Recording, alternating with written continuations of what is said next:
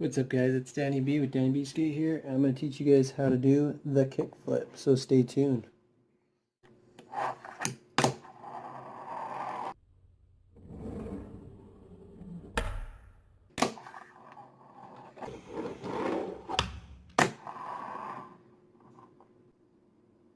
Okay guys, so the first part of doing the kickflip, which everybody wants to do when they first get a tech deck, ollieing's boring, you've done it, it only gets so fun. I mean, until you start ollieing on ledges and grinds, stuff like this.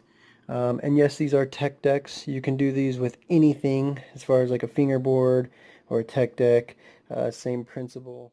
You want to start out fairly simple with like an ollie. So your ollies are almost like the same thing. You're going to have your finger positioning almost the same way. So what I do is normally I put my, and I don't mean to flip you guys off here, I mean to put my middle finger right on the edge like everybody says. So if you could see that, you want to be right on the edge of the board there. Somewhere right there. So you can get comfortable here, but too far and you're just slipping off. So usually I'm right here, and then I put my finger, my index finger, right behind the front bolts there. Or about middle, just depending on your size board. So with this board, I feel comfortable right behind the bolts right there. So that is the comfortable position for me. It's natural, it feels good. I can flick it and pop it. You can see it almost did a flip there. But what you're going to want to do is, sometimes what I do is I lock it in. So I get right here and then I slide my finger. You see how I'm kind of muscling my finger right there in the edge? And you could do that. I have a board here. Same thing, it's a tech deck, but it has fingerboard grip tape on it that I made. Same stuff like neoprene.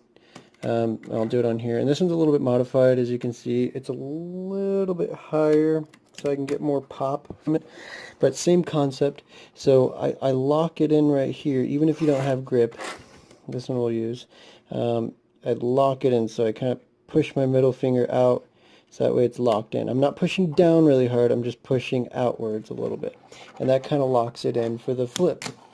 See, and I always get the flip that way. What you're going to do now from this stage is you got your setup, your fingers are set up the way you want them, right? Okay, and then now you want to practice sliding up and out. So really focus. After you get this, you want to keep your fingers in that position every single time. You want to stay consistent so you can land these kick flips consistently all the time. Now the big part of this is sliding your finger from the bolts to the edge of the board here. So as you can see, from the bolts here where your index finger should be, and slide it off onto this little ridge right here. You want to at least hit this piece here. I know it dips down a little bit, but you slide and smack the edge there, and that's what's going to cause the rotation of the board for the kickflip.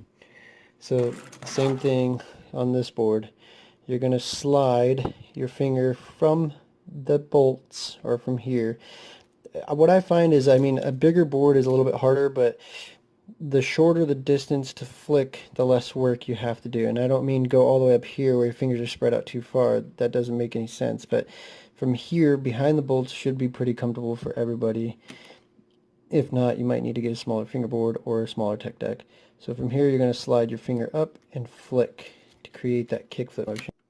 Yeah, so focus more on flipping it. And sorry if I'm landing it kind of awkward. I'm in an awkward position here holding the camera and doing my thing. But yeah, you want to be able to flip it. And sometimes what helps me to get even bigger kick flips is coming over. So you see where my finger's at here? And so you want to be exactly in the middle of the board when you first start out. And what I mean by that is I mean by being right here in the center of the board. Pretend there's a line here in the center of the board. You want your finger in the middle of that line, lined up. And sometimes what I do to get big old giant steezy flips is I go a little bit over onto the other side, so that way I have more time to pop, and it'll move the board this way, and I keep my fingers on it and then slide my finger off as I'm going, and you get bigger flips. So